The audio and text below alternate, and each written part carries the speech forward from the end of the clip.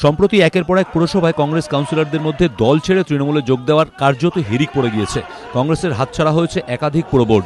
কংগ্রেস ছেড়েছেন অজয়দের মতন বর্ষিয়ান বিধায়ক। এই পরিস্থিতিতে দক্ষিণবঙ্গে কংগ্রেসের অস্তিত্ব নিয়ে কটাক্ষ করতে শুরু করেছে তৃণমূল। এমন অবস্থায় রাজ্যে আইন শৃঙ্খলার অবনতির অভিযোগ তুলে পথে নামল কংগ্রেস। ধর্মতলার প্রতিবাদ সভা থেকে তৃণমূলকে প্রদেশ কংগ্রেস সভাপতির বার্তা, দল থেকে কর্মীদের ভাঙিয়ে কংগ্রেসকে দুর্বল করা যাবে না। তৃণমূল কংগ্রেসের হিম্মত নেই একজন শয়তানকে কিনে নিয়ে গিয়ে 10 জন শয়তানকে কিনে নিয়ে গিয়ে কংগ্রেসের একটা মাথার চুলো খসাতে পারবে না।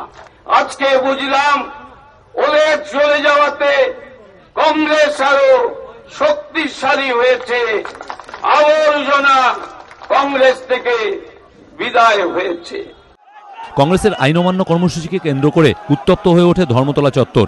আইন অমান্য করবার জন্য কংগ্রেস কর্মী সমর্থকেরা জড়ো হওয়ার পর পুলিশের তরফে জানানো হয় তাঁদের গ্রেফতার করে নিয়ে যাওয়ার মতো পর্যাপ্ত সংখ্যক গাড়ি পুলিশের কাছে নেই। এই পরিস্থিতিতে আইন অমান্য কর্মসূচি না করার অনুরোধ করা হয় পুলিশের তরফে। যদিও ততক্ষণে আইন অমান্য শুরু করে দিয়েছেন কংগ্রেস সমর্থকদের একাংশ। পুলিশের সঙ্গে তাঁদের ধস্তাধস্তিও হয়। রাজ্য জুড়ে আইন শৃঙ্খলার অবনতির অভিযোগে ডিসেম্বরের প্রথম সপ্তাহ থেকে জেলায় জেলায় আইন অমান্য করার ডাক দিয়েছে কংগ্রেস। আগামী 1 তারিখ থেকে মেদিনীপুরে আমাদের একটা বিশাল পদযাত্রা 250 কিলোমিটার রান করবে। এদিন আলিপুরেও আইন অমান্য করে কংগ্রেস। অরিত্রিক ভট্টাচার্য ও প্রবীর চক্রবর্তী, এবিপি আনন্দ, কলকাতা।